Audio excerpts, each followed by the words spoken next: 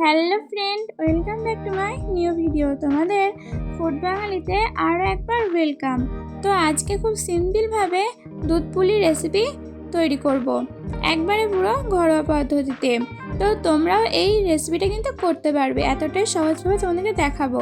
পুরো ভিডিওটা দেখতে থাকো আর আমার পাশে থেকো, একটু কিন্তু স্কিপ করলে চলবে না। তো দেখো, এখানে আমি এক সসপ্যান জল কিন্তু টকবক করে ফুটিয়ে নিয়েছি। এটা কিন্তু জলটা কিন্তু প্রচুর ফুটতে হবে, তারপর কিন্তু এই ডোটা ভালোভাবে আঁটবে। তো এখানে দেখো 2 কাপ পরিমাণ আমি এখানে চাল গুঁড়ি বা ময়দা বলতে পারো, চালের ময়দা দিয়ে দিয়েছি। অল্প পরিমাণে একটু নুন দিয়েছি। আর ওই যে ফুটানো জলটা কিন্তু আস্তে আস্তে দিয়ে একটা কিন্তু ডো তৈরি করে নিচ্ছি।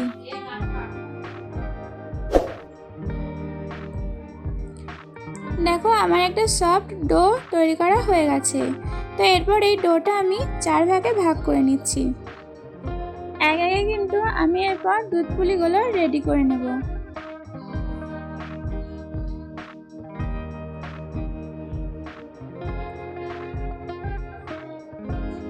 একটু টাইম লাগবে ঠিকই, কিন্তু খেতে কিন্তু অপূর্ব সুন্দর লাগে।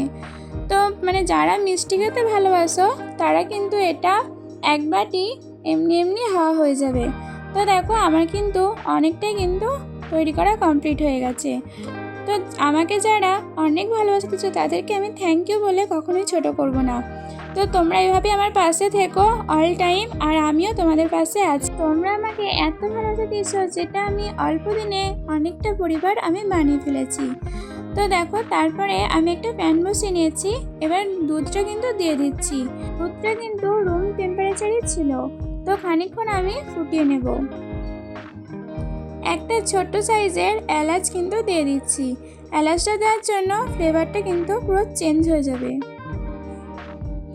আরও ভালোভাবে ফুটিয়ে নিচ্ছি দুধটা যদি ভালোভাবে না ফোটাও তাহলে কিন্তু দুধ পুলিগুলো সব ভেঙে যাবে আর সব দলা পাকিয়ে যাবে, গলে যাবে। তো আগে ফার্স্ট দুধটা ভালো করে ফুটিয়ে নিতে হবে, তারপর আলাদা আলাদা জায়গায় ছড়িয়ে ছড়িয়ে কিন্তু এগুলো দিয়ে দিতে হবে। আর একবারে সব দিয়ে দেবে না, অল্প অল্প করে কিছুক্ষণ ধরে ফুটাবে আর দেবে। তাহলে দেখবে একটাও কিন্তু দলা পাকাবে না, একটাও কিন্তু গলে যাবে না। যেরকমভাবে করেছিলে তোমরা কিন্তু সেভাবেই দেখতে পাবে।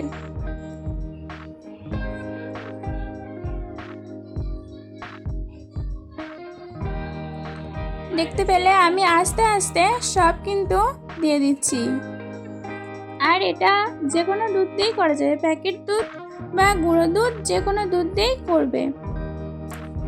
আর একটু অল্প পরিমাণে নুন দিচ্ছি। নুনটা একটু স্বাদটা মেনটেন করার জন্য দিচ্ছি, তোমরা এটা না দিতেও পারো। আমি এটা অল্প পরিমাণে দিয়েছি। তো তারপরেও আরও কিছুক্ষণ ফুটিয়ে নিয়েছি। এরপর মিষ্টি দেওয়ার পালা। তোমরা এখানে চিনিটাও ইউজ করতে পারো, আমি এখানে গুড়টা ইউজ করেছি। আমি এখানে 3 চা চামচ গুড় দিয়েছি। গুড়টা দিয়ে কিন্তু বেশিক্ষণ ফোটাবে না। গুড়টা দেওয়ার পর 1 থেকে 2 মিনিট গ্যাসের আঁচটা জালে রাখবে, তারপরে কিন্তু বন্ধ করে দেবে। বন্ধ করে খানিকক্ষণ কিন্তু ঢাকা দিয়ে রেখে দেবে। খানিকক্ষণ রেস্টে রাখলে জিনিসটা কিন্তু খেতে আরও সুন্দর হয়ে যাবে। এরপর শুধু দেখো কত সুন্দর আমার দুধ পিঠেগুলো হয়েছে। তো বন্ধুরা, তোমাদের ভিডিওটা কেমন লাগলো আমাকে কিন্তু অবশ্যই একটা কমেন্ট করে জানিও। ভালো লাগলে like, comment, share and subscribe করে দেবে। সাবস্ক্রাইবের পাশাপাশি বেল আইকনটা কিন্তু প্রেস করে দাও, সব ভিডিও নোটিফিকেশন ফার্স্ট তোমার কাছে পৌঁছায়। তো বন্ধুরা, তোমরা সবাই অনেক ভালো থেকো। আজকের মতন টাটা। আবার নেক্সট ভিডিও তোমাদের সাথে আবার দেখা হচ্ছে।